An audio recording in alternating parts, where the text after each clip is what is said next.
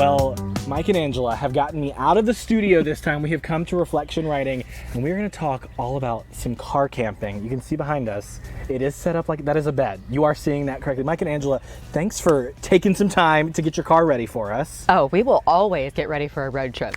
No excuse needed at all.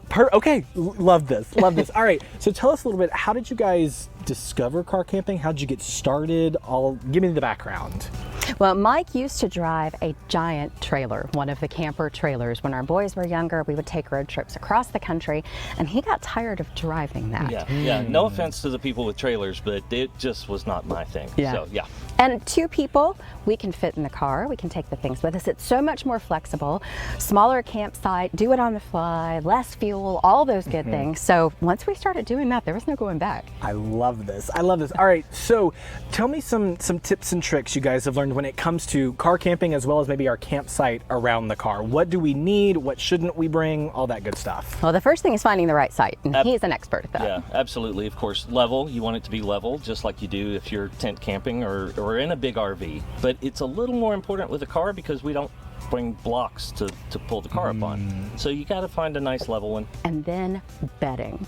We are grandparents, and the older we get, the more important it is for us to find a bed that is really comfortable, that's actually a good night's sleep. Yeah, we're both side sleepers, so you know, the hips. Yes. You got to protect the hips. And so she found a memory foam mattress, which is fantastic and works perfectly. We bring our bedding from home. We always bring a down duvet, even in the summer, because some places will get cold at night, but if it's not cold, we can slide that duvet underneath our sheets, and it's extra padding. There you go.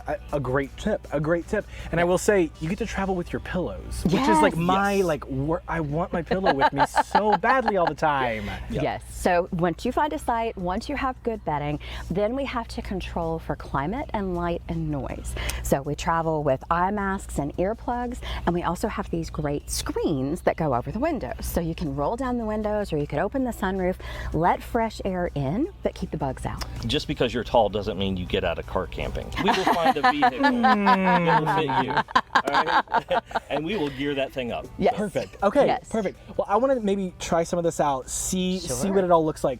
All right, so like Mike said, even though I am 6'4", I do not get out of car camping, so we're gonna test out this bed, because if you know me, camping, not my thing. I'm not sleeping on the floor.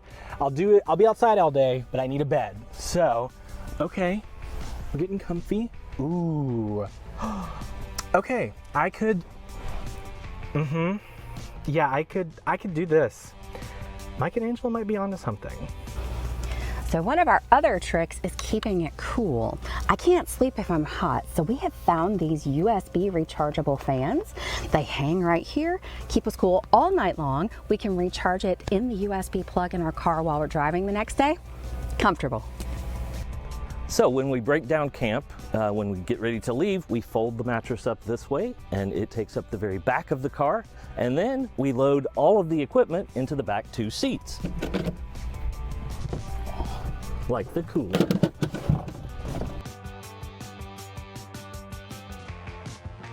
And we actually have an entire list of all of our gear, everything we pack, some of our favorite campfire recipes that you can prepare at home and then just cook over a fire at wemarriedadventure.com. We've got it down to a science now, so there's no need for you to start from scratch.